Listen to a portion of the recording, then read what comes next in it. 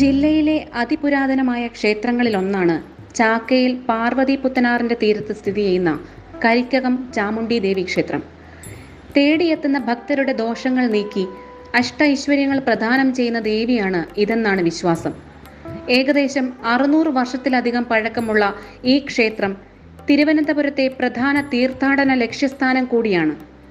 തിരുവനന്തപുരം പത്മനാഭസ്വാമി ക്ഷേത്രത്തിൽ നിന്നും വെറും 5 കിലോമീറ്റർ മാറിയാണ് കരിക്കകം ക്ഷേത്രമുള്ളത്. പണ്ട് രാജഭരണകാലത്ത് രാജാവിന്റെ നീതി നിർവഹണ ക്ഷേത്രമായി അറിയപ്പെട്ടിരുന്ന ഈ ക്ഷേത്രം പരീക്ഷണ ക്ഷേത്രമെന്നും വിശേഷിക്കപ്പെടുന്നു.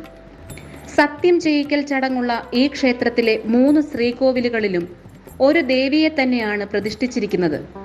ഒരു ദേവീ സങ്കല്പത്തെ 3 ഭാവങ്ങളിൽ ആരാധിക്കുന്ന കേരളത്തിലെ ഏക ക്ഷേത്രം കൂടിയാണിത്. നിർമ്മിതിയിലും വിശ്വാസത്തിലും ആചാരങ്ങളിലും